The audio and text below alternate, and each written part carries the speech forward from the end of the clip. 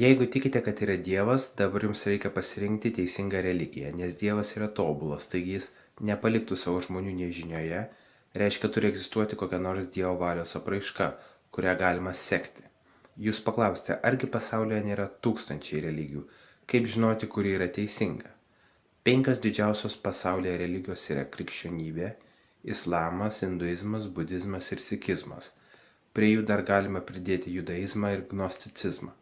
Dabar iš karto turime atkreipti dėmesį, kad ne visos šios religijos apskritai tiki, kad yra Dievas.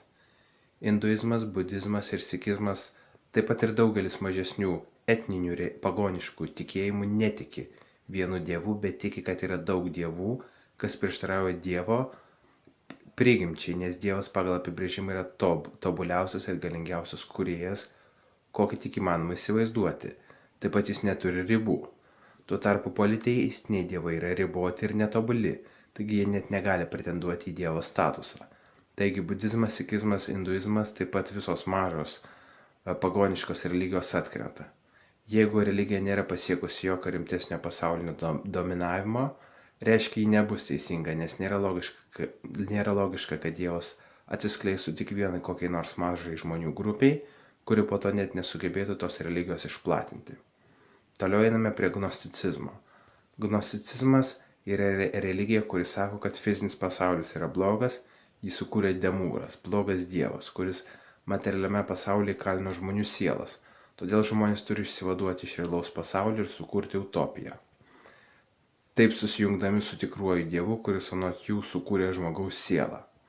Tai prieštarauja loginiam principui, kad Dievas gali būti tik geras, nes blogis yra gėrio trūkumas, kaip tamsa yra šviesos trūkumas, o Dievas yra tobulas ir nieko jam netrūksta. Taigi blogas Dievas yra logiškai neįmanomas, todėl bet kokia gnosticizmo forma yra nesąmonė. Toliau turime judaizmą. Ne visiškai aišku, kuo judaistai tiki. Vienų tikėjimas labiau panašus į gnosticizmą, kiti yra labiau susikoncentravę į materializmą ir iš vis netiki Dievu, bet kaip bebūtų, judaistai tikrai netiki Senuoju testamentu, kaip kad sako, ir tai pagal apibrėžimą daro judaizmą klaidingą religiją.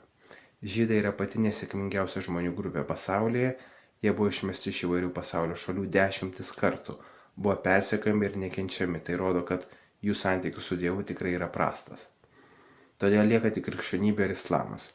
Šios dvi religijos palyginti yra labai paprasta, kadangi jos turi savo šventąsias knygas, atitinkamai Bibliją ir Koraną. Koranas teigia, kad Biblija, arba bent jau kai kurios jos dalis, yra duotos Dievo, bet per tam tikrą laiką jos buvo iškraipytos ir sugadintos. Todėl Dievas davė žmonėms Koraną tam, kad pataisytų klaidas. Tačiau Koranas taip pat teigia, kad Dievo žodis negali būti iškraipytas, taigi ne tik, kad turime prieštaravimą, bet taip pat Koranas apibūdina Allahą kaip patį geriausią apgaviką ar sukčių, kuriuo tiki tik kvailiai. Taigi Korano Dievas yra visų pirma blogas ir netobulas, antra, pats Koranas yra nelogiškas, kadangi jeigu tai tiesa, ką Koranas sako apie Bibliją, reiškia Biblija irgi turi būti tiesa, bet Biblija sako, kad tik jį vienintelė gali būti teisinga evangelija, vadinasi Koranas yra klaidingas, reiškia islamas yra nesąmonė. Todėl krikščionybė yra vienintelė teisinga religija, visi Biblijos teiginiai apie visuomenį vystymąsi pasitvirtino, sėkmingomis tapo tik tos valstybės, kurios praktikoje taikė krikščionybės principus, o tos, kurios netaikė, šiandien yra žlugusių valstybių kategorijoje. Tačiau dabar iškyla kitas klausimas. Egzistuoja tūkstančiai skirtingų krikščionybės rūšių, kaip žinoti, kuri iš jų yra teisinga. Apie tai pakalbėsime kitame įraše. Ačiū žiūrėjusiems, nepamirškite reakcijų ir komentarų.